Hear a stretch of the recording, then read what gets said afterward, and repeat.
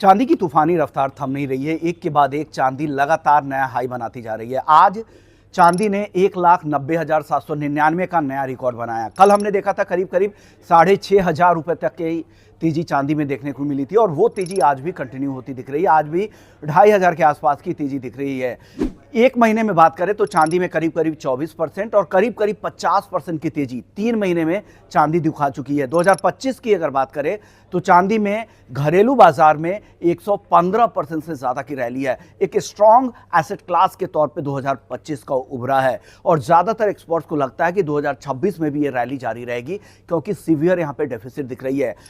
2025 लगातार 5वां साल था जहां पर चांदी के मार्केट में डेफिसिट है। 2026 छठा साल होगा जहां पर डिमांड के मुकाबले यहां पर सप्लाई कम रहने वाली है। साथ ही दो मेजर इकोनॉमी यूएस और चाइना, उनके नेशनल प्लान में चांदी शामिल है। वो लगातार उस रिजर्व को बढ़ा रहे हैं और दुनिया के जितने भी बड़े एक्सचेंजेज हैं जहां पर चांदी ट्रेड होती है उनके वेयर हाउसेस में चांदी काफ़ी कम हो गई है और हिस्टोरिक लो पर भी कुछ एक्सचेंजेस के वेयर हाउसेस में है। इससे भी चांदी को काफ़ी सपोर्ट मिल रहा है। हाजिर का जो प्रीमियम है, एक बार हमने देखा था कि दिवाली से ठीक पहले घरेलू बाजार में काफ़ी ज़्यादा हो गए थे और इस बार फिर से हाजिर बाजार में चांदी के प्रीमियम बढ़ते जा रहे हैं। 2 लाख रुपए के ऊपर तक का प्रीमियम चला जा चुका है। यानी मतलब ये है कि अगर आप वायदा बाजार में भले ही 1,90,000 के आसपास का भाव दिखता है, लेकिन अगर हाजिर में आप चांदी खरीदने जाते हैं तो आपको 2 लाख रुपए प्रति किलो के आसपास के ऊपर का भाव चुकाना पड़ेगा। उसके ऊपर मेकिंग और साथ ही जीएसटी भी देना पड़ेगा। तो चांदी में एक तरह का एक्सुबरेंस है, एक जबरदस्त तेजी है और इसके पीछे सबसे बड़ी वजह तो डेफिसिट की है, दूसरी बड़ी वजह है